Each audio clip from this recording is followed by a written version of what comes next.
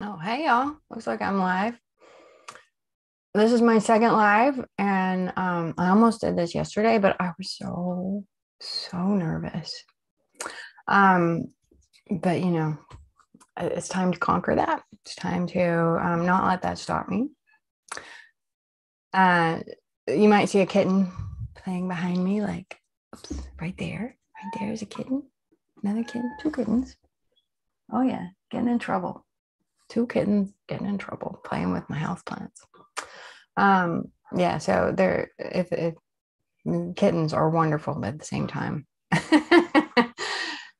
they'll F up your house plants. So yeah, there will be kittens. Fair warning, there will be kittens. I am a foster home, and my office is attached to part of the foster area, and thus there are kittens. They are. Oh, I better that kitten's playing around the toxic plant. All the rest of the plants are safe. It's just this one. It's just this one. Everything else. Everything else is cool. Okay, kittens and astrology. That's on deck for today. And Memorial Day. So I hope everybody's having a blessed Memorial Day and remembering those who gave their lives in service of the greater good, the country, gave their lives in war, even if it's a war that you didn't agree with. We can still honor that sacrifice. And the ultimate sacrifice, to use lots of cliches and stuff, but anyway, I'm not going to say happy Memorial Day because this is really a solemn day of remembrance. Although the kittens do not see it that way. Anyway, last time I went live, I talked about the eclipses, the solar and the lunar eclipses, and how they are. And I put up a few political figures, including Vladimir Putin. And we talked about the eclipses working Putin's second and eighth houses and that connection with Putin's finances. And well, what do you know? Lately in the news, the scuttlebutt has been that Putin looks like he might have terminal cancer. Eighth house is also the house of death. So, not every time something happens in your eighth house, you're going to die, because, stuff's going to hit your eighth house many times in your life, but you're only going to die once. But the medical folks are saying that there's signs in his face, there's swelling in his face that makes him look like he's getting treated with steroids for cancer, and those in the know seem to be wondering if maybe he has a terminal condition. And there's not many people I would say this about, but his death would be a blessing for a lot of folks. Yeah, I have a new favorite Twitter account. It's called Crazy Ass Moments in American Politics. And they post a lot of interesting things. But I remember back in the 80s and 90s when the Republicans were really getting caught up in all of these sex scandals, or hiring prostitutes. And, this is, and I'm not saying anything is wrong with this, but for the party that is kind of like, let's take away rights for gay people, and they're getting caught with, like the male senators with male young prostitutes, and these are people who call themselves good Christians. And people, the population, parts of the population that consider themselves good Christians, vote for these incredibly ungodly people, because they think that these ungodly people are doing the Lord's work, by controlling all the rest of us, the gays and the women and all the uppity folks in society, punishing the people they don't like, or the people that make them uncomfortable, like women who enjoy sex, identities that they don't understand, like gay and trans, people of color. And is this the Lord's work? Is this really what the Lord is concerning himself with? I don't think so. And then we have like some of the folks of the same ilk, the white people mainly, are like mortally afraid that other skin types are going to replace whiteness, other cultural types are going to replace this great white culture that we have, as if brown and black people were a threat to whiteness, according to this replacement theory of whiteness. This is a mindset. When I hear about this mindset and I read about this replacement theory and I hear what it's about, it rings true to my upbringing, because I've heard my grandparents, they're gone now, but when I was young, my grandparents would say the same things, and they would use vulgar words to describe people of color. And out of respect for people of color that might be watching, I'm not going to say a lot of the details about what they would say, but just to say that this is the soup that a lot of us white folks really grow up in. And maybe that's why some white folks feel like they need to take this terrible action. Write your manifesto and go out and do some terrorist stuff, end some lives, end your own life. And in this country, such as it is at the moment, we tend to see gun violence every time a difficult Mars transit comes along. Mars at 29 degrees of a sign, boom.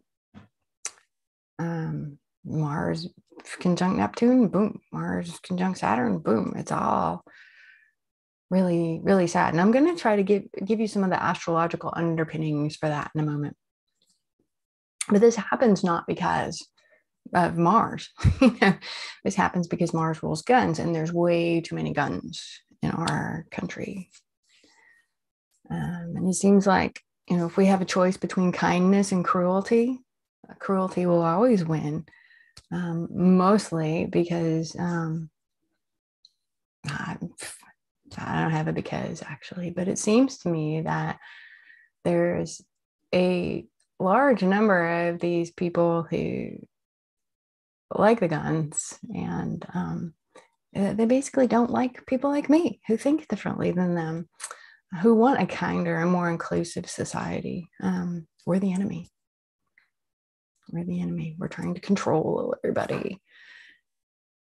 Control. So y'all be careful out there, especially when you see Mars doing something big. This last school shooting that happened on May 25th, I believe, happened when Mars was at 29 degrees of Pisces, right before Mars entered Aries, which is the most active sign for Mars. It's the home sign for Mars. And it's madness. I have one more thing to say about white people and white identities and my own experience as a white people. In 2018, I went to a small gathering where they showed a movie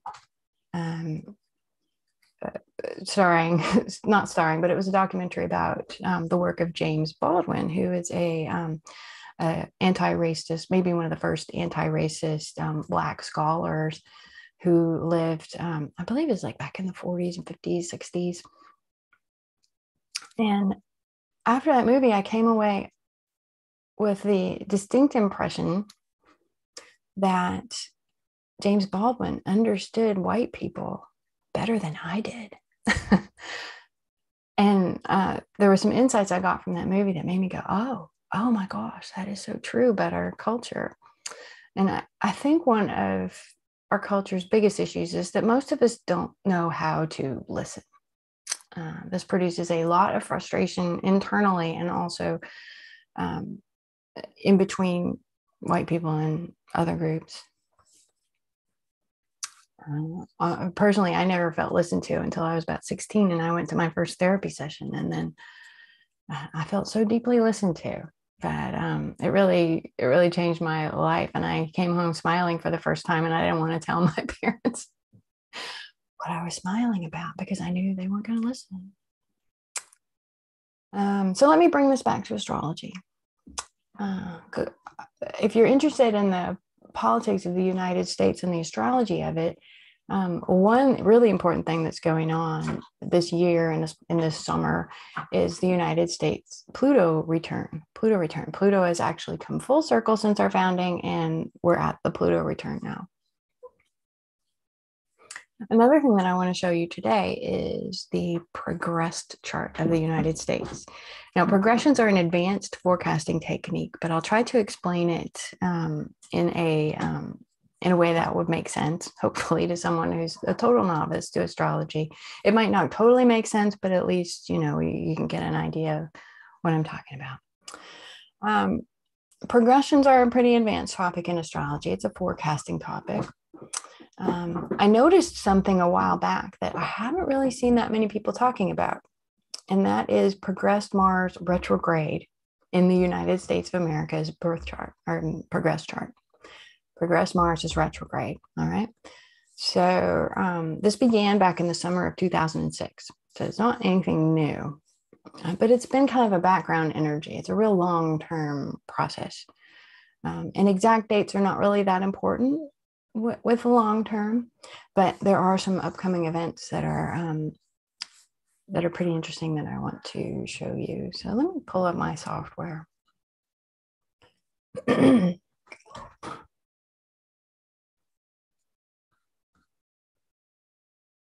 a real long-term process. And exact dates are not really that important. Okay. So I'm the only one watching again, but maybe some of y'all will come on and watch a little later. I never know when I'm going to do this, and I don't like to schedule it too much because then it feels like I have to. So I'm just keeping it loose. Okay, let me pull up my charts here, pull up my software, and then I'm going to share it with you.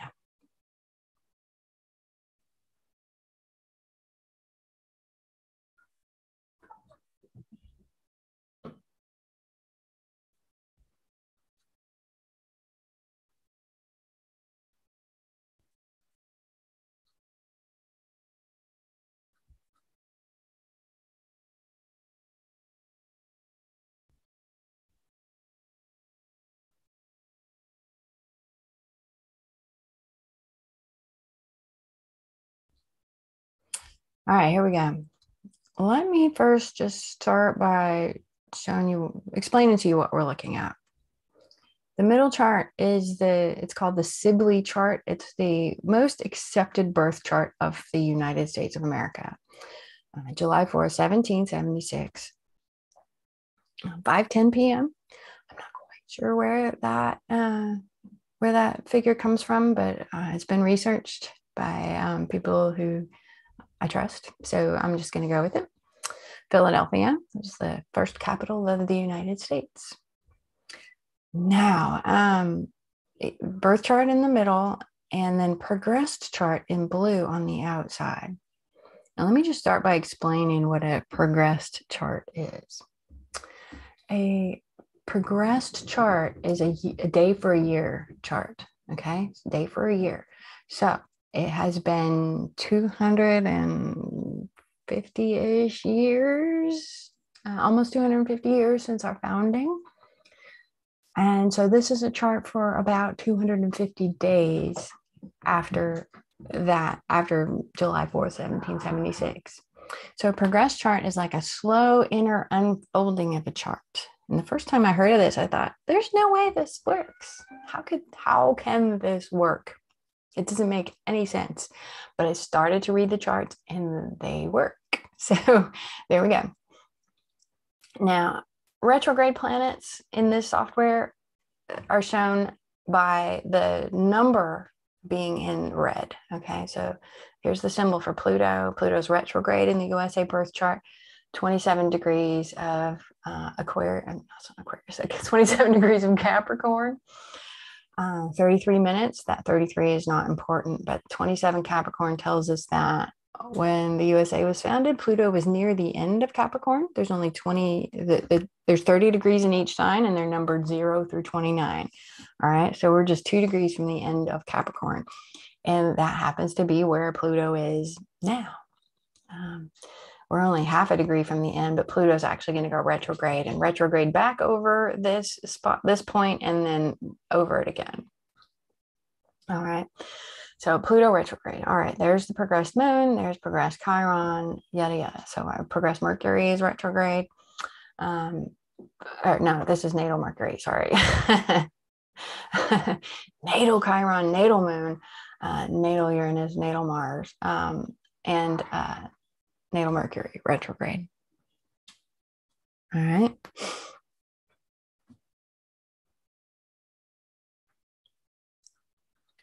Red numbers mean planet is retrograde. Okay.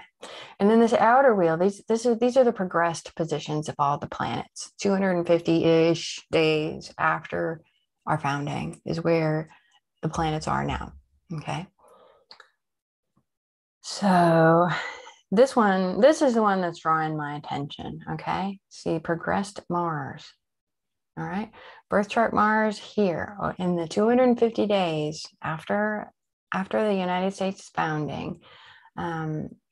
Progressed Mars moves through these houses, and you could probably do, maybe one day I will do, kind of a historical look back on the military activities, particularly Mars's military activities of the United States based on Mars's journey through these houses and signs and progressions.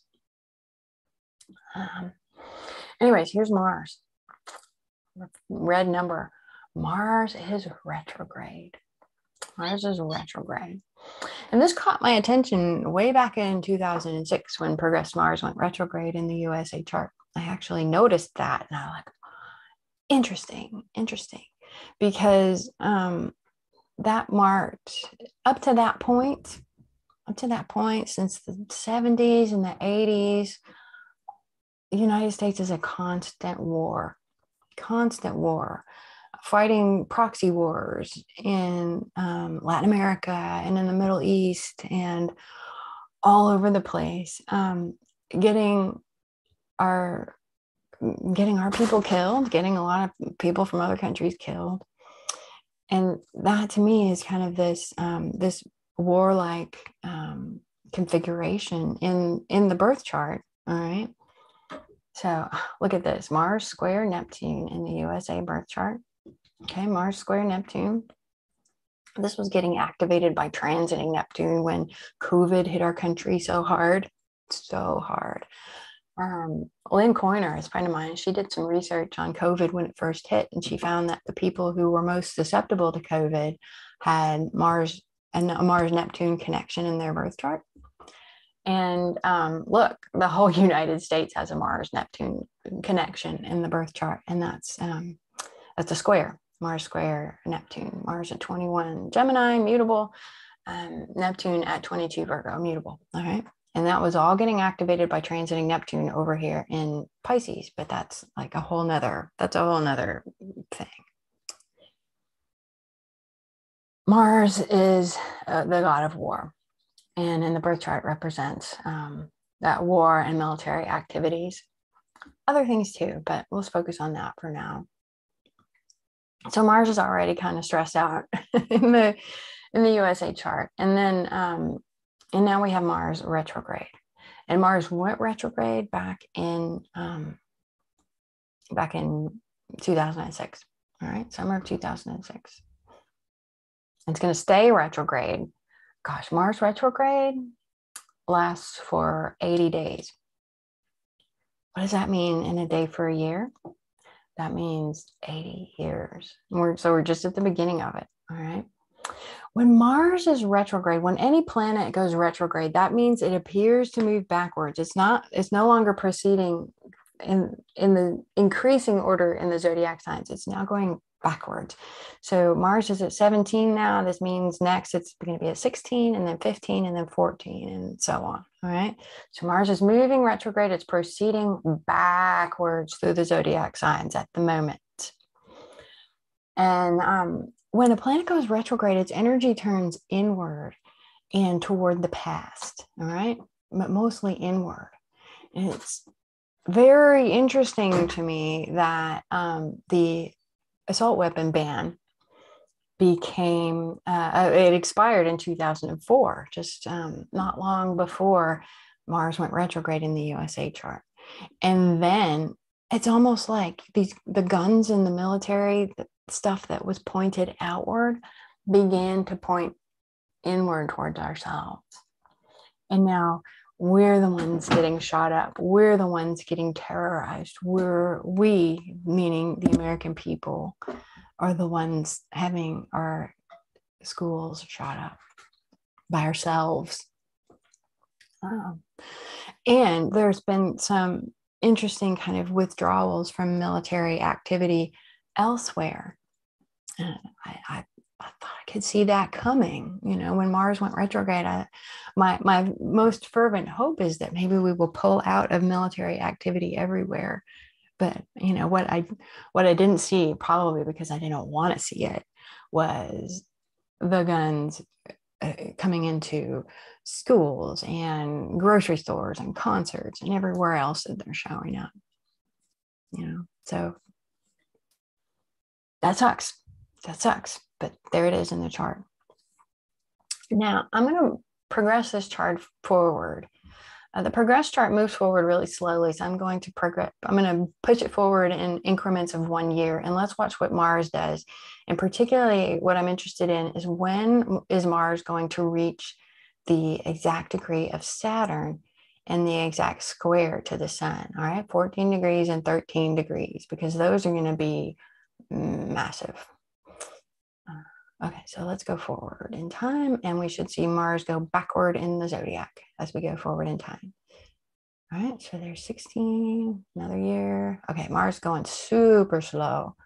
All right, so now we're at 15. All right, 1448. That's going to be this exact date, 2031. All right, so how many years off is that? Where are we now? 2022. So 9 years from now, 2031 is a real flashpoint in this part of Mars's cycle. Okay, it's a real flashpoint. And sometimes this brings a continuation of something that took place during the first pass of Mars over Saturn, which would have happened way in the past. So let's go look and see when that is. All right, 2031 is when this energy comes back around. When did we see it the first time? All right, here's Mars going before it went retrograde. So now as I go back in time, Mars is backing up. Okay, so here we are. Good God, 1979. Boy, that's a long time ago. So 2031 may be a kind of a revisiting of something that first appeared around 1979, 1980 in our country's history. Interesting. So when Reagan was president, that's when he started doing all these. I don't know exactly when he started doing all this undercover CIA secret war stuff, but that kind of looks like there could be a little correlation there. Oh, somebody's watching. Yeah. Welcome, friend. I hope that you're interested in what I'm talking about. I hope you're finding it interesting. You can pop a note in the chat if you want and say hi if you want, or ask a question. If I didn't cover that completely and you're still like, what? Just let me know.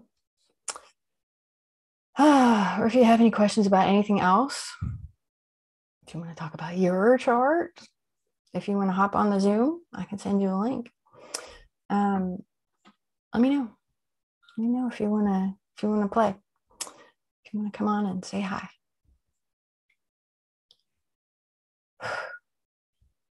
Anyways, how long have I been on? Maybe I say goodbye. Oh, yay, starry-eyed. It's Becky. Rad, Becky. I'm so glad to hear you or see you. Get your message. Do you want to come on the Zoom with me, Becky?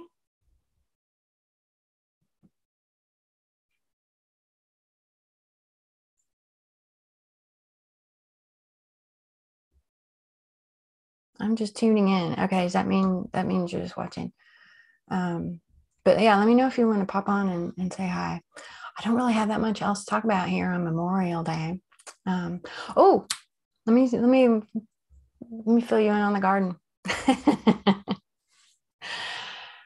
I have a new product for Becky, and for those of you who are maybe interested in gardening and what does astrology have to do with gardening, I want to show you my new garden calendar.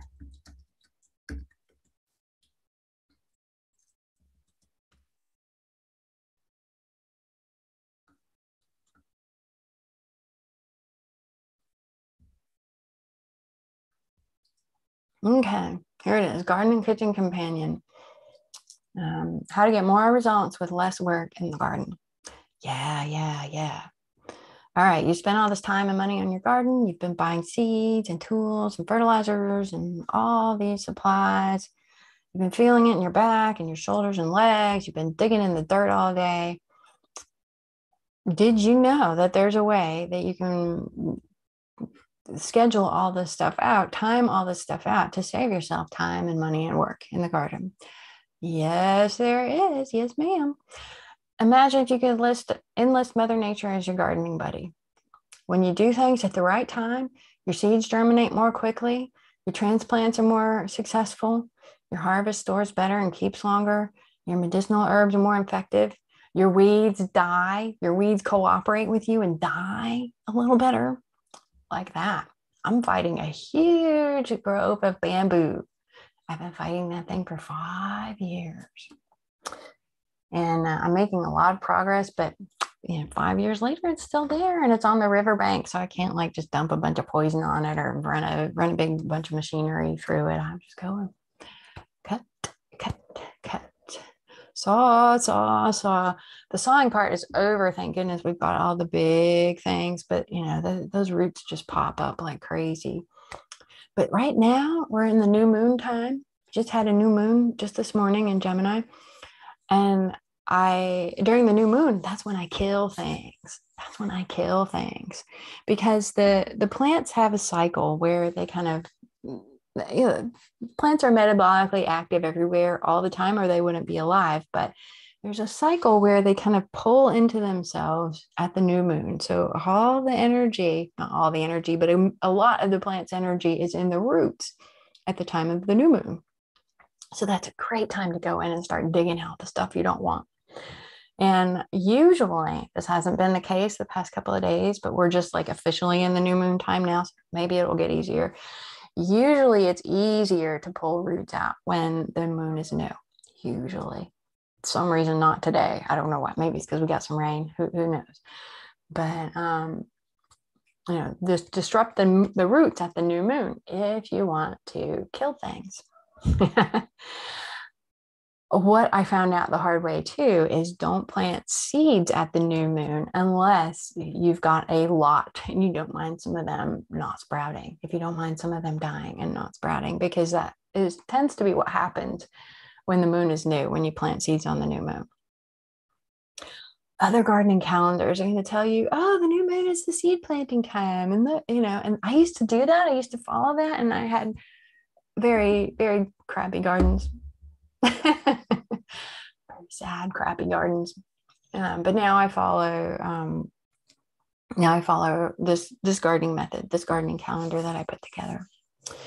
And I'm having a lot better results. So let's look at the garden calendar. I'll kind of show you what I mean. Here's the lunar sign and phase calendar, and this is where you start.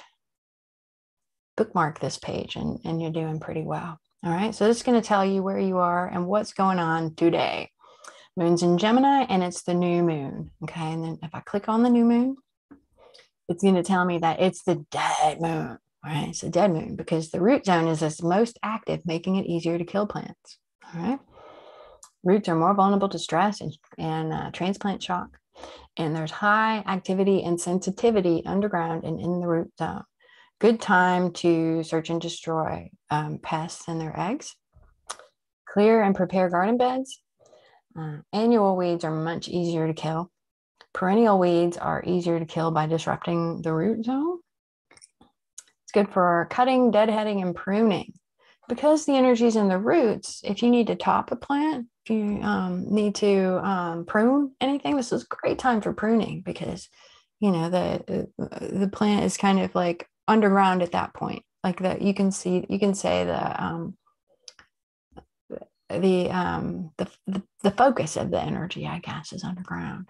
I don't really understand how it works. It's kind of magic, but it's magic that we can use. All right. We don't have to know how it works. This is a bad time to plant seeds, so I'm holding off. I've got a ton of things I want to plant, but I'm not going to. Bad time to take cuttings because they aren't that likely to be that vigorous. Bad time to transplant because the shock to the root system can be too much. I used to transplant. I used to do all my gardening activities on the new moon, and now I do them on the full moon because that's just a much better time. The roots are kind of like full up of energy, so they can't take in as much water and nutrients as they would otherwise. So I would take real good care not to overwater them or over fertilize them because I don't want to drown the roots. All right. So what I've been doing today and yesterday is just going out in the bamboo with my shovel and trying to get as much as I can out. The moon signs tell us which plants to work with. We're in Gemini now, and it's a flower sign. There's a lot of pollinator activity on flower sign days. It's a good time to work with flowers. I have my cannabis plants downstairs. I might top one or two of them because they're looking at that point where I want them to get a little more bushy before they grow too big. But I'm not going to do a whole lot more with the flowers because I don't want to kill them. It's the new moon and I don't want to kill them, and I don't have anything else that's big enough that I want to prune it right now. Yeah. Okay. Another tip that I got from, I didn't put it on the Gemini. I really need to. I need to add this in on this part of my guide is that when you do water your plants, I've found this to be true in my indoor garden. When I water my plants from the top, when the moon is in an air sign, I get a bloom of insects. I've been fighting off fungus gnats for a couple months now. And whenever I was watering when the moon's in air signs because, I've got flowers. Then I learned the beauty of bottom watering. And that kind of takes care of my fungus gnat problem because fungus gnats are in like the top part of the soil. That's where they reproduce and lay their eggs in the little larvae. And I mean, they're good at reproducing. If you've ever had fungus gnats, you know what I mean. But anyway, oh, there it is. Watering on air sign days may promote insects. I did put it in there. Okay. Anyway, we just planted our outdoor garden. Before the new moon came in, I put out the tomatoes that I started in March. So I had like 5 different kinds of tomatoes and 4 different kinds of peppers and a couple of different kinds of basil. And I put them all in a brand new bed that I just created. I gave myself a haircut while the moon was in Taurus. I think I need to shape it up a little bit because it's seeming a little wonky to me, but I'm just not going to worry about it today.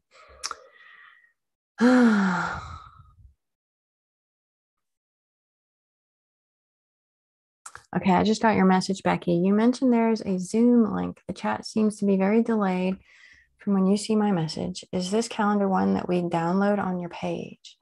Yes, ma'am. Let me, let's see. I will send you both links. Give me just a sec.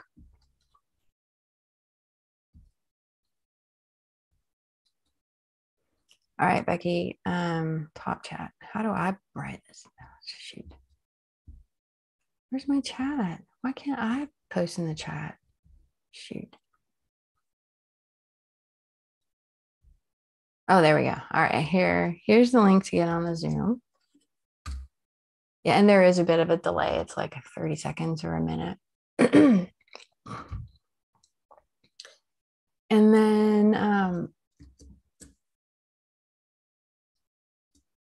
here's the link to get the oops. calendar. Pop that in there. Give me a sec.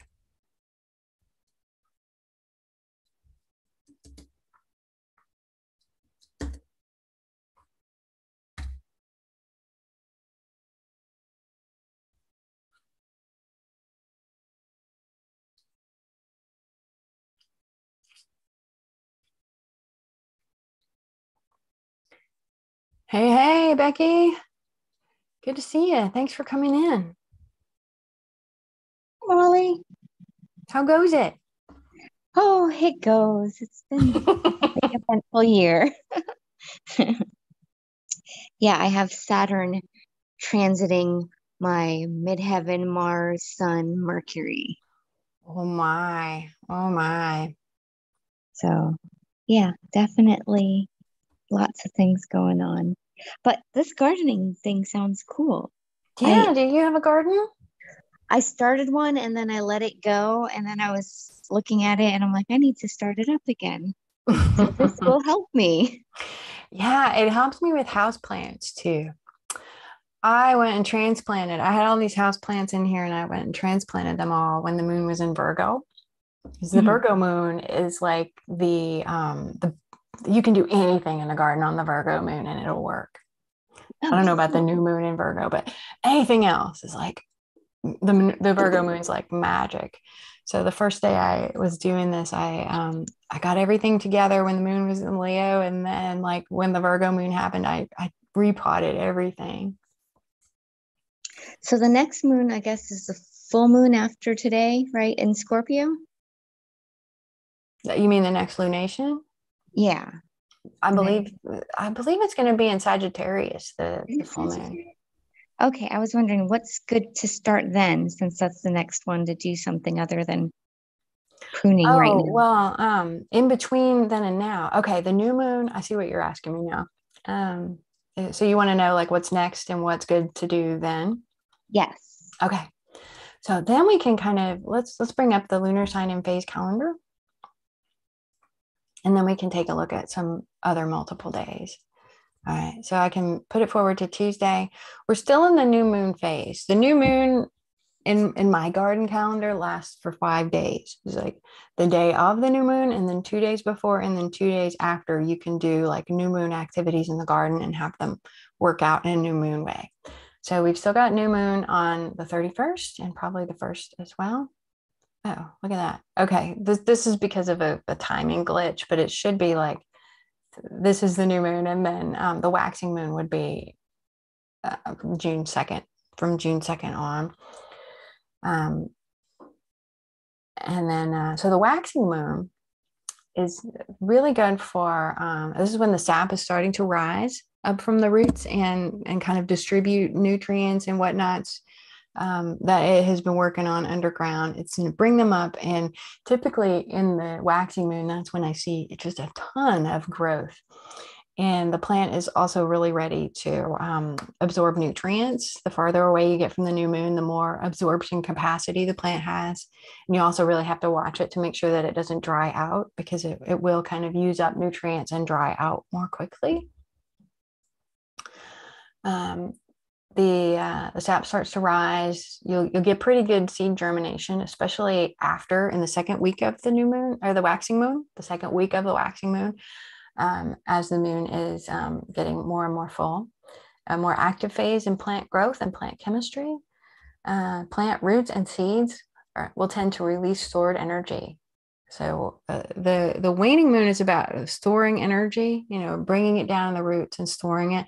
The waxing moon is about releasing that stored energy. So seeds are basically stored energy for plants. So it's a really good time to plant seeds. Good time to harvest because your harvests are going to dry, store, and preserve a little better.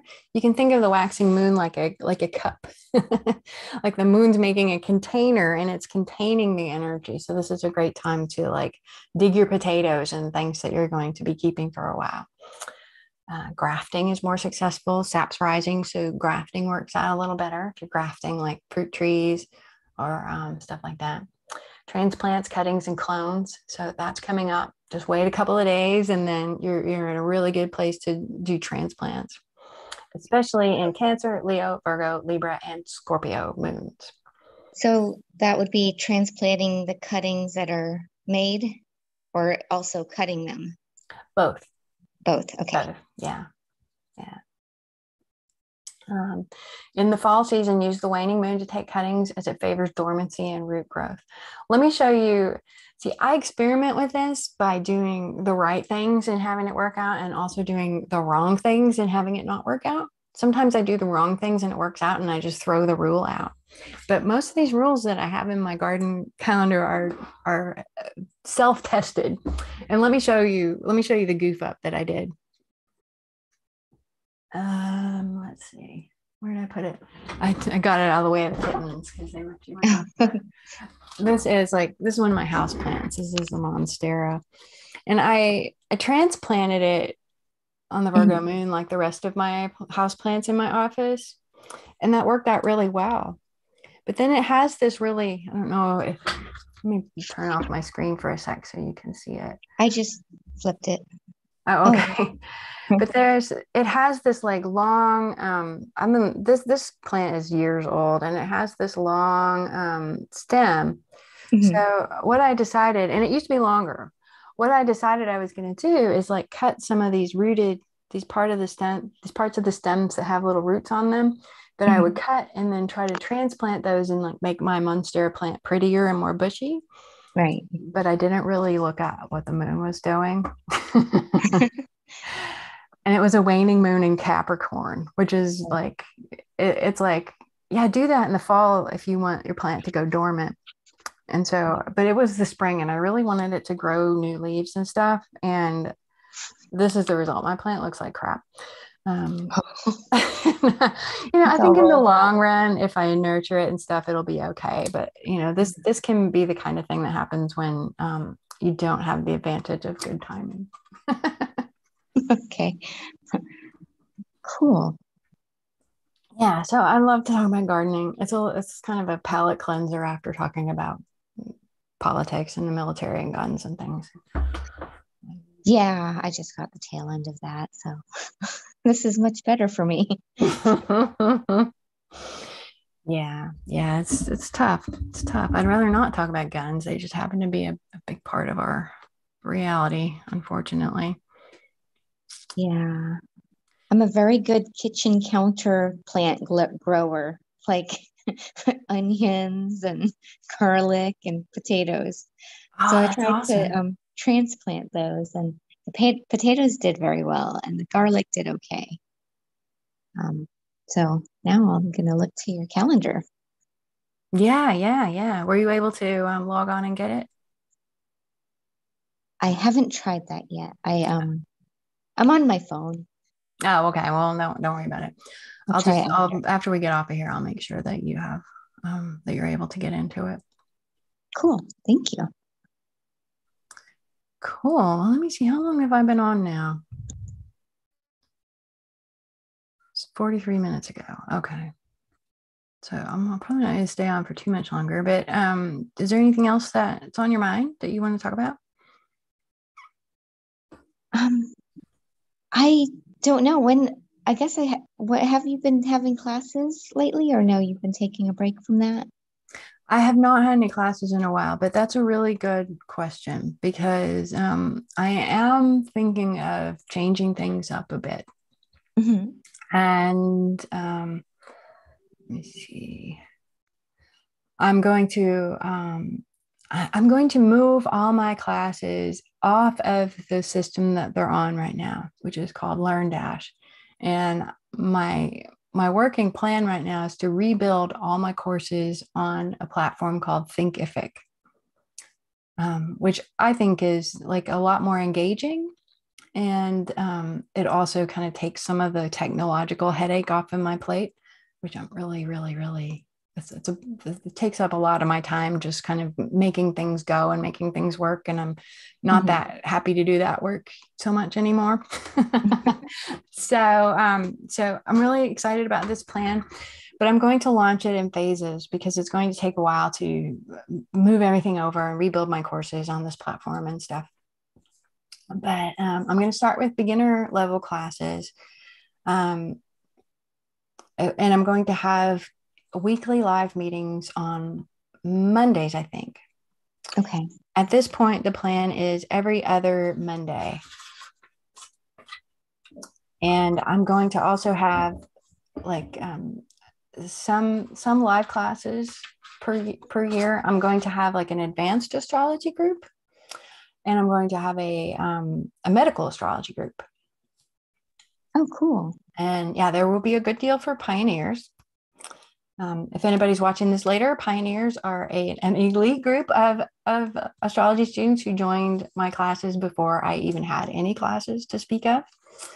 They put that kind of faith in me, and so they get like super huge deals on all the stuff that I do now.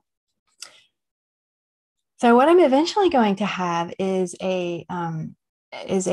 this platform with kind of a learning library of like beginner level stuff that there will be a monthly subscription. There'll be a monthly subscription instead of like, just buy the course and instead you subscribe to the library and you can watch whatever you want. So there's going to be a beginning astrology library, and it's going to have my beginner class, which I'm kind of working on rebuilding now in Acuity, adding some videos to, keeping the same basic format as my beginner class that I have right now called Meet the Planets. And there will be kind of live support meetings as well. There are flashcards. I love my flashcards, but I think I'm going to recreate those as well to kind of tie in the branding a little bit more. And also I want to make a few little edits and changes to them. But yeah, that'll be membership, and I'm hoping I can roll that out pretty soon. I now have a copywriting assistant who helps me write sales copy, and she's been super helpful. Oh, that's exciting. Yeah. It's like taking that stuff off my plate kind of frees me up to just focus on getting the content piece there. I can just work on creating content and doing these live videos and doing classes and not have to worry about how am I going to sell everything? How am I going to really make this make money for me? I have somebody else that can worry about that. So awesome. yeah. All right. Well, that sounds cool. So when do you think that'll start transitioning? Soon, I hope. I didn't want to do anything during Mercury retrograde. Oh, yeah. Anything while Mercury's retrograde, even though this particular retrograde isn't that bad, all things considered. Yeah. Anyway, I just go back to like, well, it's real bad for some people who lost their little babies, but it's, as far as the astrological weather, it's fairly easy going at this stage of the game. Yeah, but I don't know exactly when. Right now, it's not quite ready. I don't have the beginner class ready to go yet. And I also want to get like this learning library started so that when people subscribe, they have something to look at and not just like, well, what am I paying this monthly fee for? Right. Yeah. Did you go over, like in the beginning when you were talking politics, did you go over like gas and food supply and all that stuff? I did not. Okay. I did not. Let's take a look. Let me go back to my chart. I was mostly talking about the long-term outlook of the United States through the progressions, but let's switch over to transits. I think that the shortages of material goods relates a lot to the second house, and that is where the Pluto return is taking place. I think that's a big part of it. Oh, okay. Why do you think that? Because the second house is the resources. Does that make sense? And the Pluto return would be doing Creating a whole lot of energy and stress there.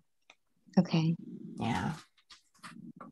So it's about our resources. It's about, let me pull up I have my document with my nation chart.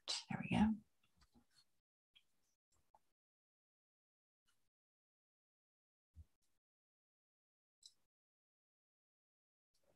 So this shows you what the planets, the signs, the houses mean in charts of nations. Second house, production of food, right there.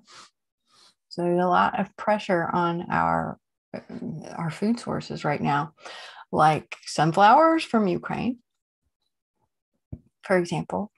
There's fires and droughts and all kinds of stuff happening in California where a lot of our food comes from. Yeah, and those are kind of scary prospects. So it's awesome that you're growing potatoes on your kitchen counter. I mean, yeah. I think knowing how to grow food is going to be a really essential skill to get us through this time. Maybe always. I don't know. Yeah, I know a lot of people who are starting to grow their food and get chickens and all that.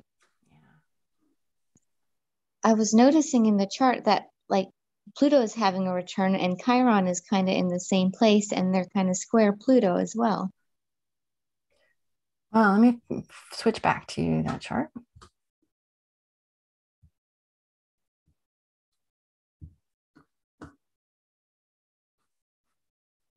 All right, here's Pluto. All right, Pluto return. Pluto's retrograde. So I think like sometime in July, Pluto is going to make that exact contact to Pluto again. But, we're pretty much in this Pluto return thing. We're either going to heal ourselves or destroy ourselves. There's not really a whole lot of middle ground there.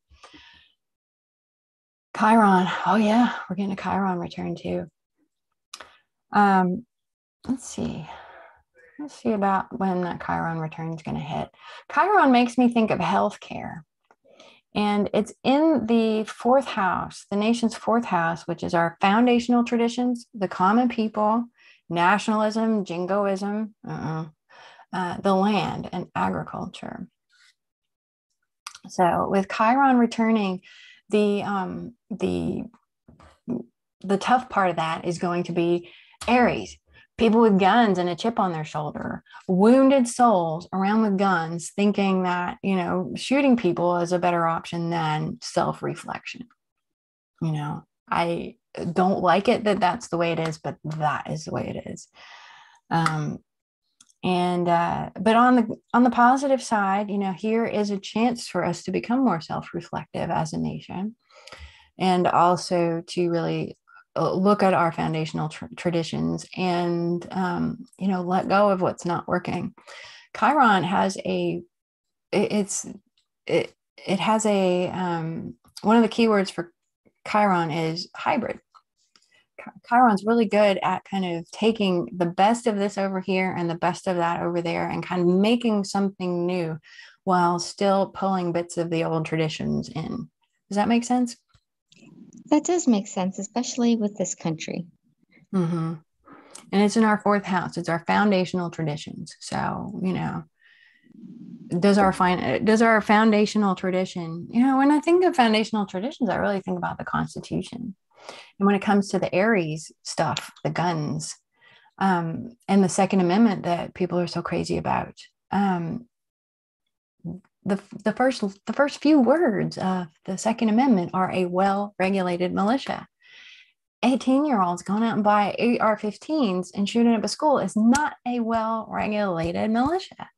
So, hopefully we can find a new relationship with this Aries idea, and move forward as a nation from here rather than pull ourselves apart at the seams and destroy ourselves and, turn into some kind of nightmare Mad Max scenario that the majority does not want. So the Jupiter Mars probably isn't helping, or maybe it is. Yeah, I don't know. Jupiter Mars typically is a pretty upbeat combo, but Jupiter is lots of, and Mars is fire, shooting activity, So, yeah. So with everything in astrology, there's two sides to it. And a lot of times there's more. There's this continuum of possibilities that it can express. Other countries Mars transits come along and they don't have mass shootings every time because they aren't saturated with guns like we are. And they can say it's about the mental health, and but other countries have people with mental health issues. They don't have people getting shot up in school or at the grocery store or in church or any other places that are getting terrorized right now. So where would we see the gas and oil? That's a good question. Gas and oil, for one thing, I think it's part of our nation's resources. All right, second house. Neptune as well. Neptune is about oil and petroleum products, plastics. Neptune's at 25, and I don't exactly see it hitting anything except for, birth chart Neptune in the USA. Neptune is going to cross over into Aries in the next few years. And that's one that has me a little bit trepidatious. Let's say trepidatious. Partly because I have the sun in Aries, so Neptune's going to hit my sun. What's going to happen to me? And then another idea about this is the last time that Neptune transited Aries was when we had a civil war in this country. Oh, really? Yep. Oh, wow. Yeah. So if we think about Aries being like weapons, guns, shoot 'em up, Yosemite Sam, right? Neptune comes along, transits Aries, and then all this stuff is happening, but we don't know why. Maybe it's based on something that's not true. Maybe it's based on a dream. Maybe it's based on a lie or a fantasy or, somebody's delusional ideation. It can be a mass delusional ideation, kind of like we saw with Neptune transiting Neptune and Mars, COVID. We had the interesting thing is when COVID hit, we had a lot less mass shootings just because there was a lot less mass gatherings. And so at least there was that. But I don't, what's going to happen when Mars enters Aries when Neptune enters Aries is, I'm hoping for the best, but, given the past performance of this country, I'm not like going to bet the farm on it. But what else was happening with the Civil War? Was it just the Neptune going into Aries, or were there other? Oh, yeah, there's lots of other things. Let me see. At one point, I had a chart for the Civil War in my examples. Let me see if I can open that up. Oh, and I was also wondering, like, when people's chart has, I guess, conjunctions or other aspects to the American chart, what does that usually signify, if anything? How compatible are you with the USA? How rah are you? I don't really know. I haven't really worked on the charts in that level. Okay. Yeah. But this is the chart for, I think that the moment that Fort Sumter was fired on, which is considered the beginning of the Civil War. So this would be the Civil War chart. Looks like we were having a Uranus return. Interesting, an outer planet return. Yeah, we've seen that before. We had Neptune at 29 Pisces. There's that 29 Pisces again. That's what we saw when when that 18-year-old went up and shot up to school. That was Mars at 29 Pisces. So this 29 Pisces seems to be a pretty interesting degree in the USA chart. Are there any fixed stars or anything by that? Probably. I don't consider myself an expert in the fixed stars. Oh, okay. Yeah.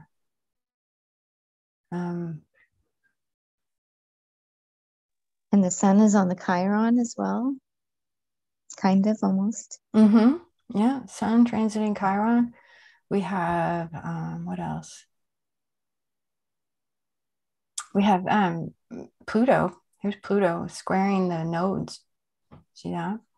Pluto, Oh, yeah. 8 Taurus, fixed, nodes fixed. So square.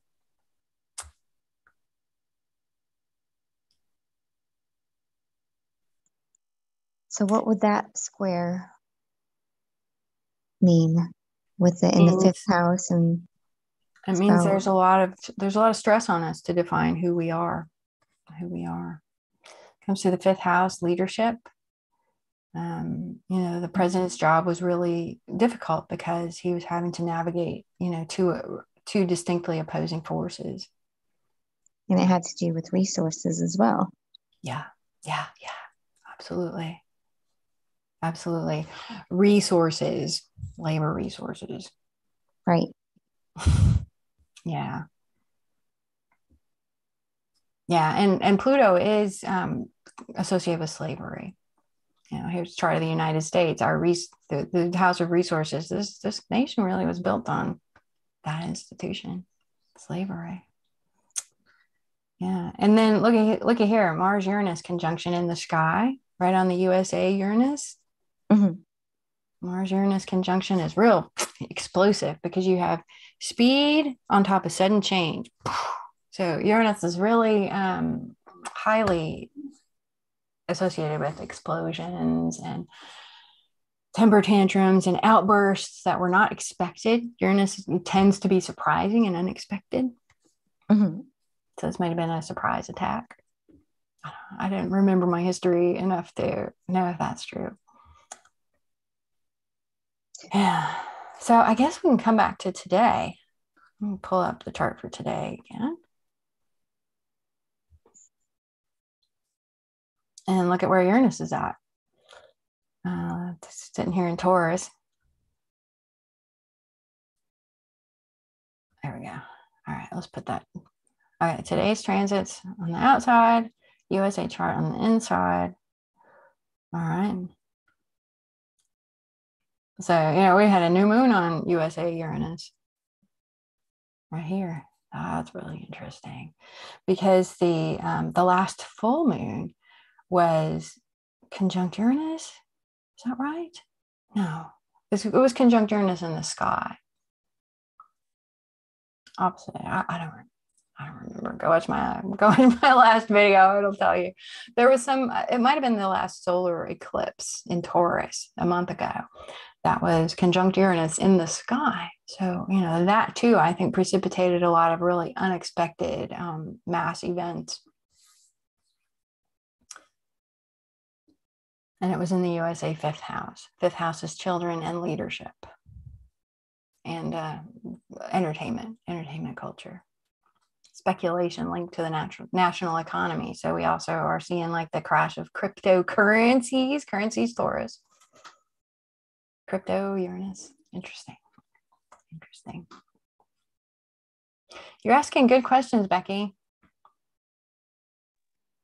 Yeah, I was thinking about those things, and then your live feed came on, and I'm like, "Ooh, I can ask this stuff. This is awesome." Oh, nice. But it was so delayed, so I'm glad you sent me the Zoom link. Yeah, thanks for popping on. And let me go look and see if anyone else is here. One watching now. Okay. All right. It looks like it's just the two of us. Still, it's really nice because the last time I did this, I was all by myself. Oh, yeah. That's cool. Mm-hmm. So I guess also if it's on it's kind of on the new moon, or the new moon is kind of on the seventh house. So it's like maybe new partnerships coming. Yeah. Right. So the seventh house is our allies and our enemies. All right. So it's anybody that we're kind of interacting with one-on-one, other nations. New enemies. What? I said, hopefully not new enemies. Hopefully not new enemies. Yeah. Seventh house. Relationships with other nations, treaties and alliances, wars and conflicts. So we've got a little of both of those going on, don't we? All three of those ideas are coming into play now. The good thing about this is that it's just a regular new moon. It's not an eclipse. So, you know, that last eclipse is going to kind of have its influence extend out about 6 months until the next set of eclipses comes in and takes its place. But the new moon is just in effect for this lunar cycle. But I think this is going to be an important lunar cycle for relationships with other countries, alliances. Watch what happens with NATO. Watch what happens with Ukraine and Putin. What was the last eclipse about? Because it's square the United States moon. Well, let's take a peek here. All right.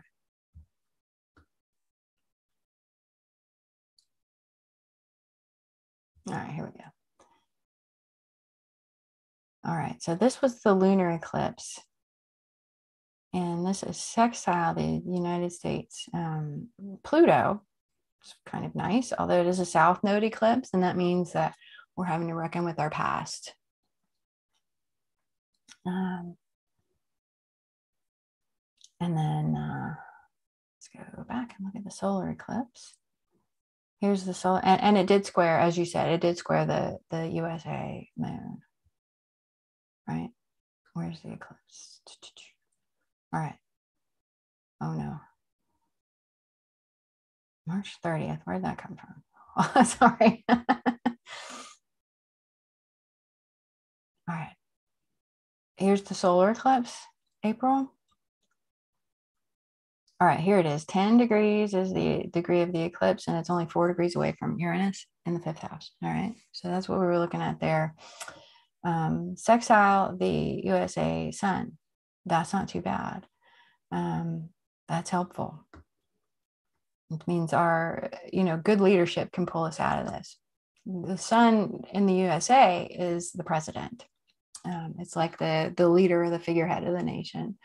Like in Britain, it might be the monarch, but here it's the president. All right, so there is, and I talked about the eclipses a lot in my last video, in my last live. So if you missed that, it's still up there on YouTube. You can still grab it. Okay, yeah, it's square the nodes too, the USA nodes. Yeah, it does. It does.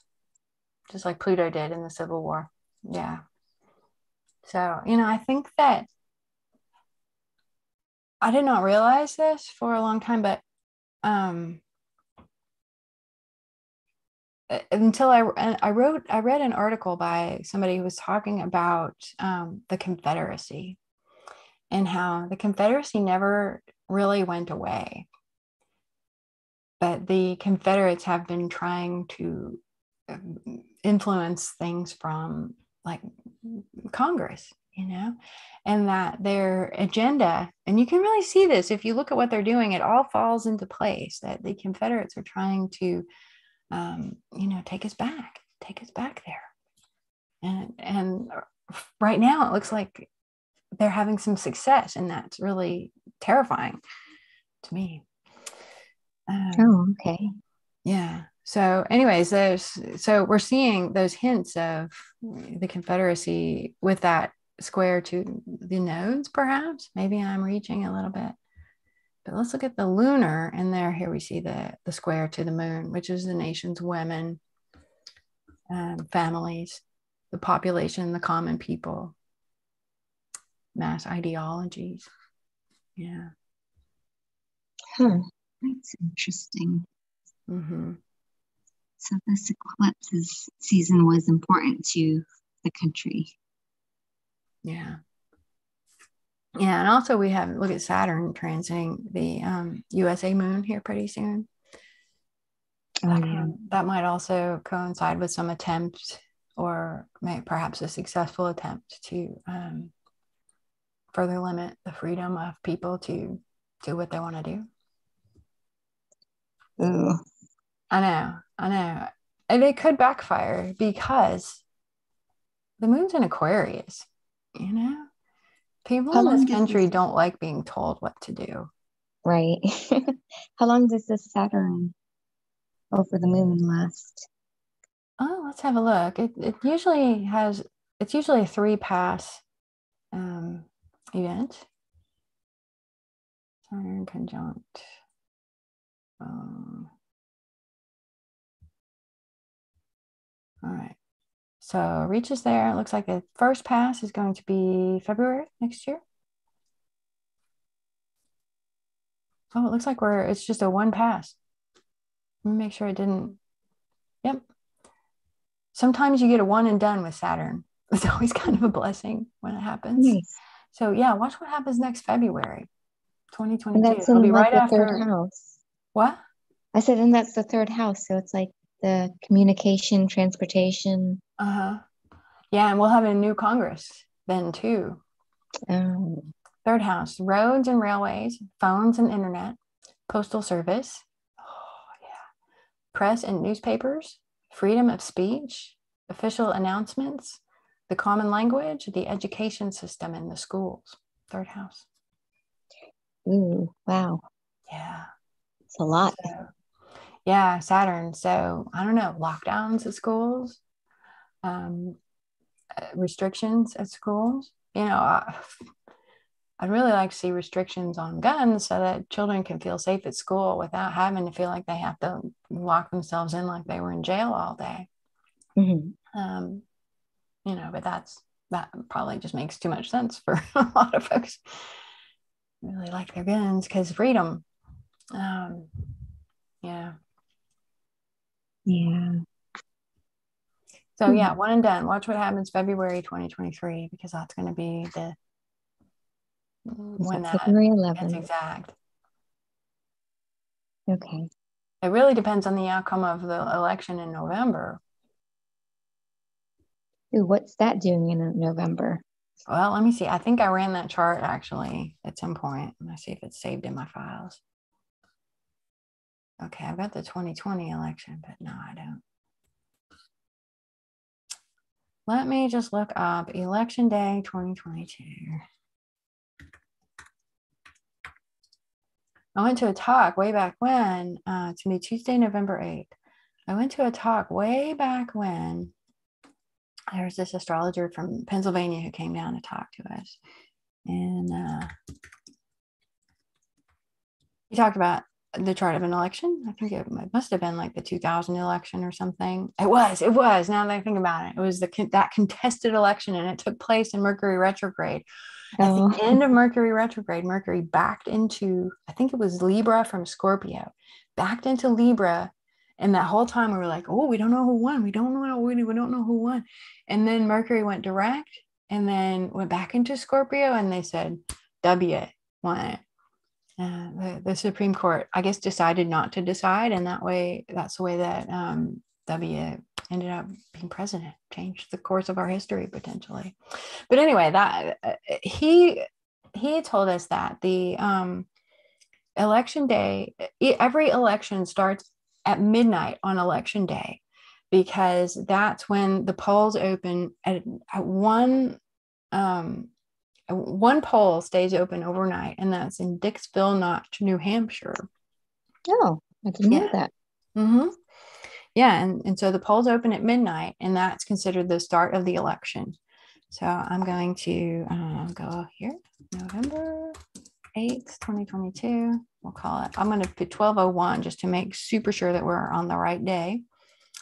And then I'll run it for Dixville Notch in New Hampshire. Oops.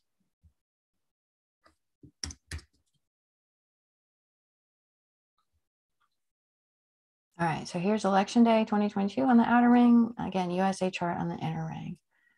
Wait, that doesn't make any sense. No, that's transits on the outer ring and election day on the inner ring. All right, let me fix that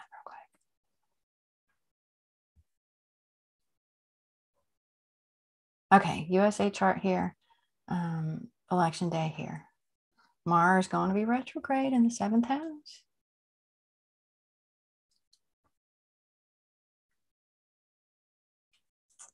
See what else jumps out about that. Good thing is Saturn has backed off. Has backed off to 18 by November. It's going to be out of range of conjunction to the women and the people. That's good. Yeah, I think so. I think so. Mars retrograde in the seventh house.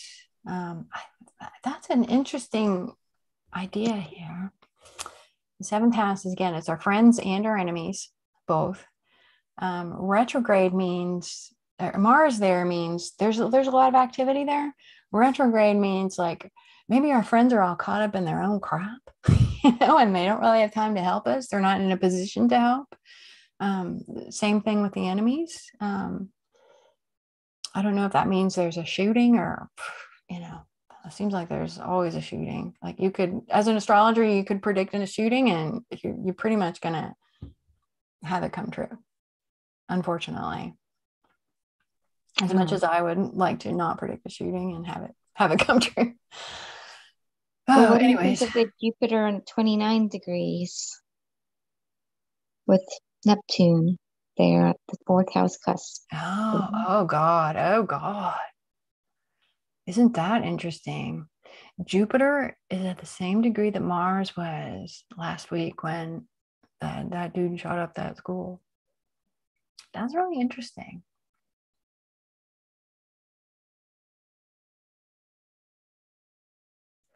I don't know what that means other than I think, guns are going to be a front burner issue.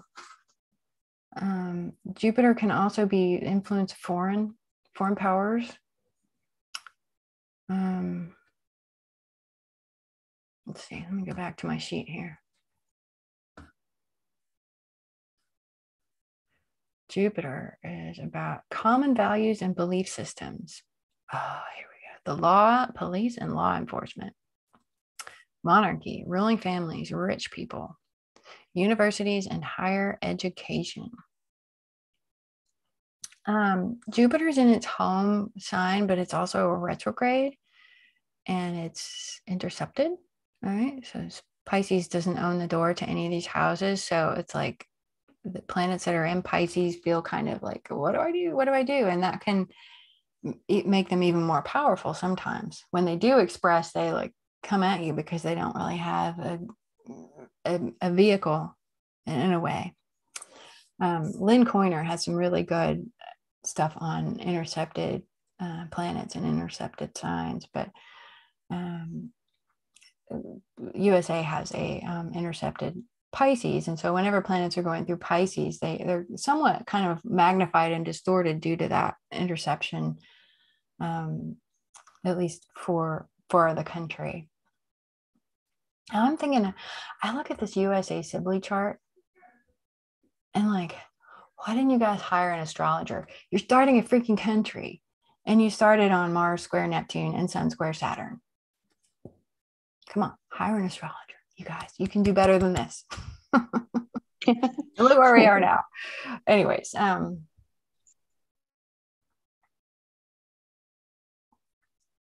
where are we? Election day 2022. But those it's kind of loose, but I mean, they kind of trine the Cancer in the chart. Okay, we're talking right now about all this stuff? All that and the Jupiter, Neptune. It's kind of like a big. Yeah, you're right. Okay. That gives me ideas, Becky. That gives me ideas. Okay, good. When I see Mars in the seventh, I'm thinking enemies more than friends. Like this may be Pooty Poot. Maybe there's some restrictions on Pooty Poot being able to get his propaganda into on everybody's Facebook or whatever. That makes me think of that. There might be other things that crop up between now and November, but that makes me think of Pooty. Maybe he's sick. Maybe he's not doing well. There's been speculation that he is struggling with cancer, terminal cancer right now. Oh, okay. People who work in healthcare have said he has that look about his face of somebody who's taking chemo for terminal cancer. People who know, and I don't know. I'm just relaying. But anyways, that makes me think of enemies being otherwise engaged or not as powerful as they're used to being. Mars retrograde. But at the same time, when people are in a one down position, that's when they can get the most violent. That's when they're actually the most dangerous. So there's that as well. But another thing about our birth chart, the USA birth chart, is we have this wonderful Venus Jupiter conjunction. That was the one thing that the founders did well. They came up with this Venus Jupiter in the 7th house that makes it easier for the United States to say, hey, I want to be your friend. So we've had some really, really supportive, good alliances throughout our history with France when we were first starting up. World War I and World War II, we went in to help Europe sort out their stuff, and that made us like the world cop for a long time, right up until about when progressed Mars went retrograde in the USA chart, which is something that I might have talked about before you came on. But that's Okay. also very, very, review this when it comes back out on YouTube, and I think that Okay. you might get some good insights out of that. But anyway, all this stuff sort of touching on and sort of picking up this energy could be a really good sign that there's something out there to help. Like maybe we can get a handle on all this foreign influence on our elections. Maybe they're already working on that. It seems like there hasn't been a lot done so far to hold the wrongdoers accountable. And everybody's watching that and going, what the hell, y'all? Why haven't we arrested some people over this January 6th thing? And all I can do is hope that somewhere behind the scenes, somebody is trying to fix what's broken so that the same vulnerabilities don't exist anymore. Perhaps that is it. The 11th house is the house of Congress, because that's a group. It's a group body. Oh, okay. The legislature, sense. Congress or parliament or whatever for the country. Foreign affairs, friendly nations. That's the 11th house. All right. Long-term hopes, wishes, and ambitions of society. So, we're seeing the sun pass through the USA 11th house every November. But maybe this time it'll be different. I don't know. Right, with the south node there. Yeah. Maybe it will be. Yeah, I mean, maybe we'll get some of those crappy people out of Congress too. Because I know there's just a lot of people that are tired of this. Very tired. I mean, it's been 40 years, 50 years. So it's been a lot of years when we've been dealing with people getting shot in public. You shouldn't have to worry about getting shot when you go to the grocery store, when you go to church, when you go to school,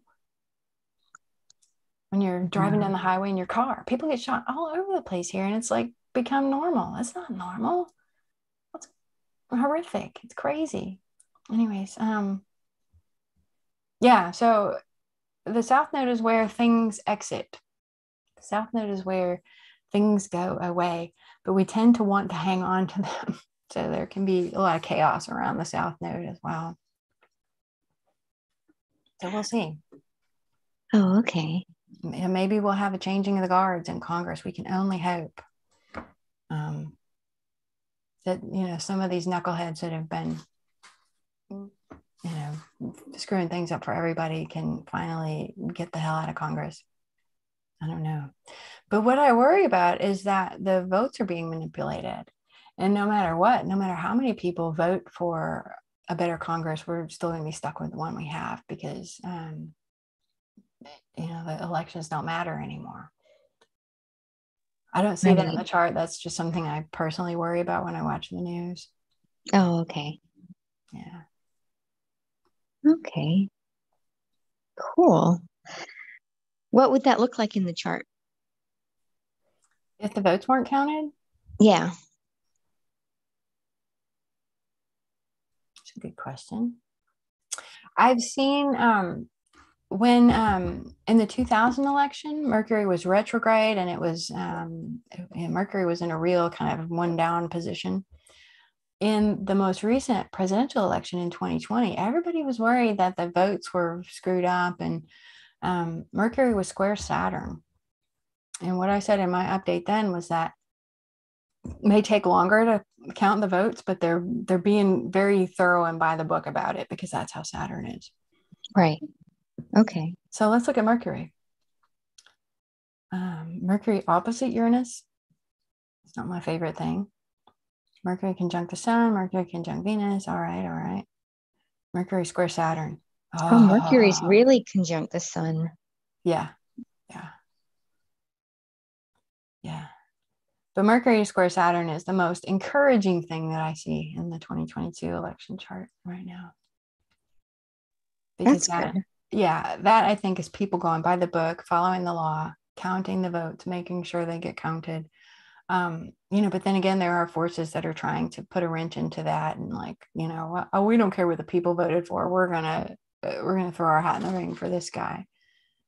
Screw you, people of Arizona or whatever state it is that's doing this stuff.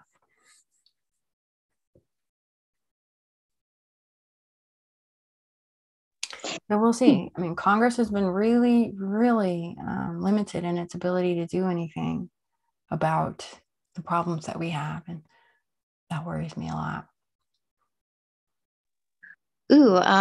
Where would the ninth house be? The judicial system, the Supreme Court?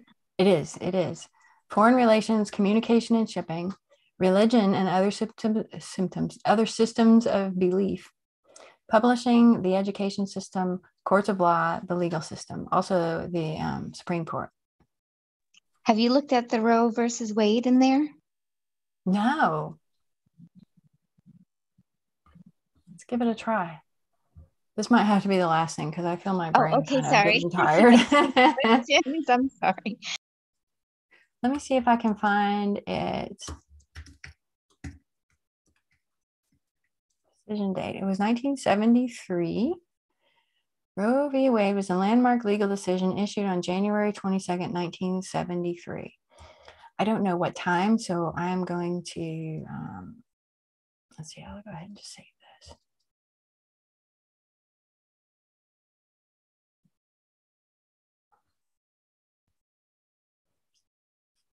Okay, and then new chart.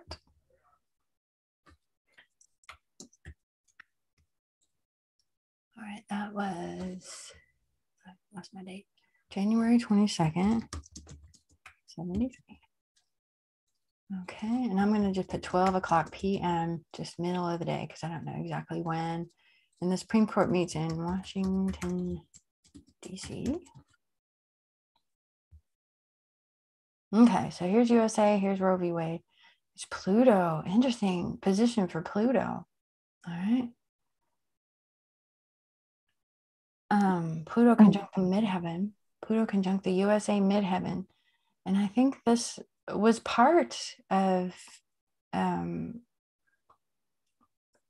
lot of legislation that happened from the mid 60s to around this time that really changed the public face of the country, which is the midheaven. And the Pluto is like the overhaul. Okay. It's not just change. It's like we are recreating everything from the ground up. Does that make sense? Yeah. Oh, and Saturn at the Saturn conjunct the seventh house, the descendant. We got like an interesting Chiron in Aries, just like it is now. Interesting. Oh my gosh. Now we had Mercury conjunct the USA Pluto. Venus near the second house or in. Lots of second house stuff going on.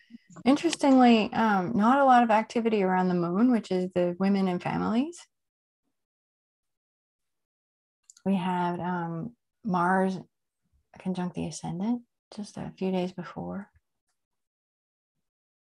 I don't know what to make of all that. I think I would really just need to sit down with this chart and think about it. So sometimes it's helpful just to look at the chart as a standalone before you kind of bring anything else in.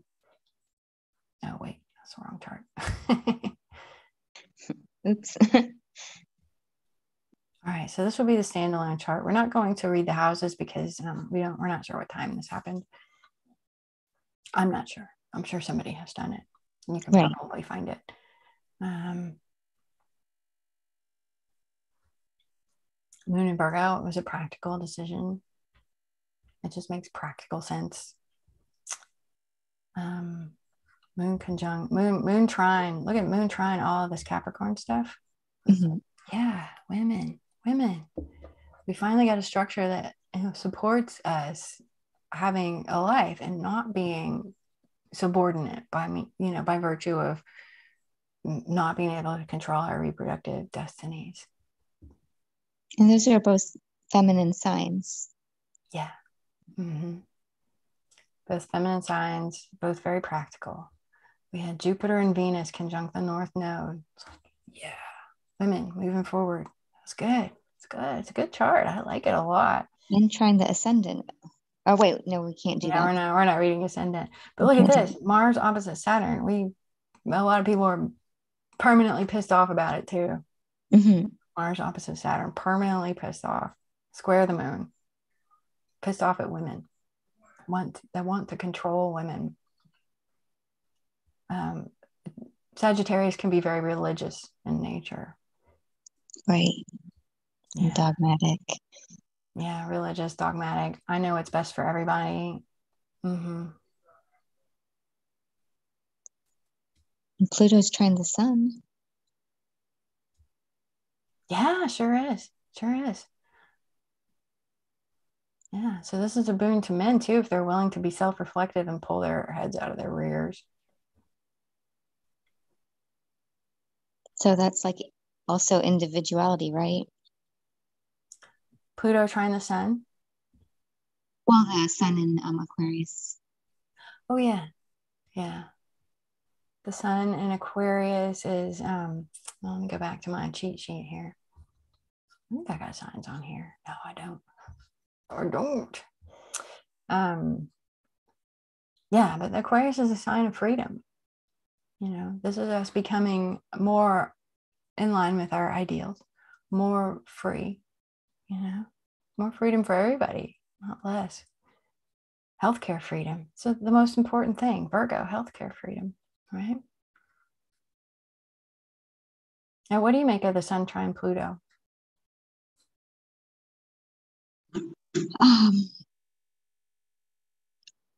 I'm not sure. I was just thinking that it was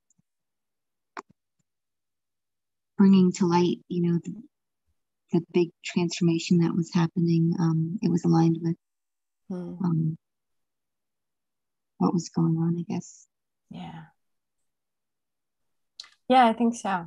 It was kind of, let's hand the power back to people. We don't have to hoard all the power. Pluto is about hoarding power and also sharing power. So this is more of, oh, yeah, let's give you back what's yours, right?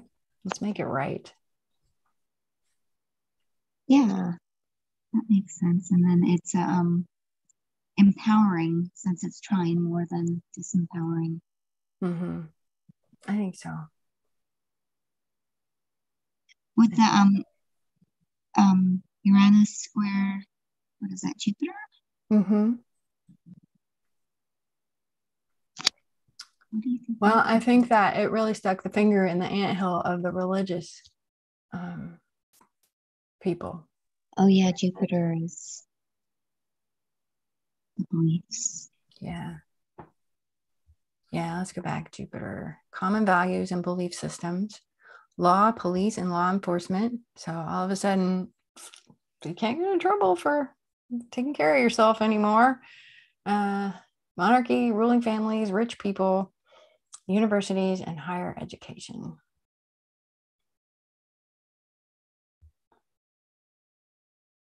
Yeah, but permanently pissed off religious people. 50 years later, Chiron comes back around to Aries, and look where we are. Right. And then there's the Neptune kind of on that. Does Neptune? Yeah, just. Yeah. Mm-hmm. So, yeah. Mars Neptune is kind of like, I'm going to take action before I really understand what's going on. Mhm. Action out of a misguided place, or out of like some ideal that only exists in this collective delusion or this collective fantasy. So how does that relate to today's chart? Do you think that's, or how would today's chart affect?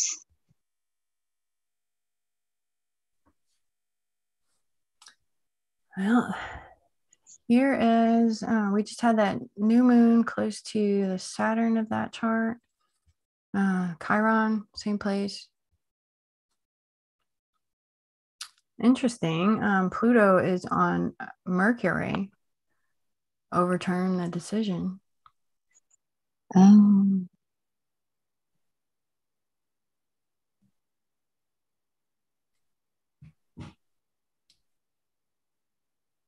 Yeah. Transform the mind, transform the decision, transform the law, the paperwork.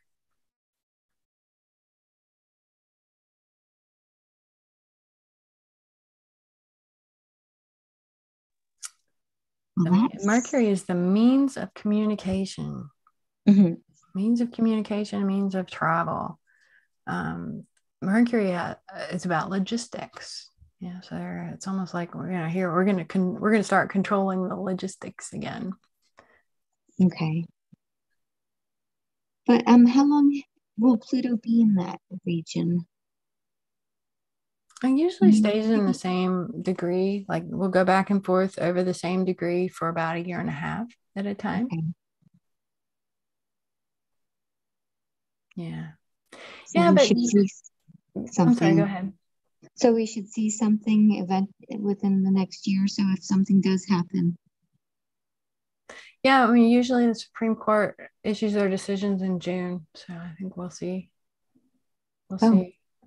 I mean, I want to be optimistic, but it looks like they're going to overturn it. So we'll see.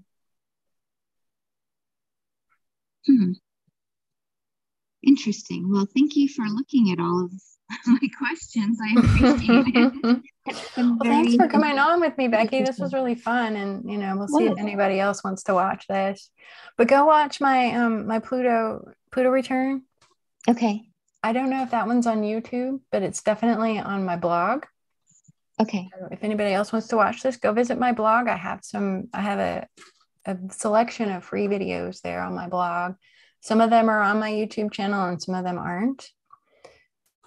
If anybody's watching, I appreciate you watching and getting all the way to the end with me and Becky. And a super, super thank you, Becky, for coming on and keeping me company, so I don't have to talk to the camera alone by myself. Thank you for having me. Yeah, but do review the first part of this that you missed, because I talked about the progressed Mars in the USA chart, and that to me is quite interesting, especially in terms of the moment that we're in right now. All right, I will. Good to see you. Good to see you too, Miss Becky. Enjoy the rest of your Memorial Day weekend. You too. Bye. Bye.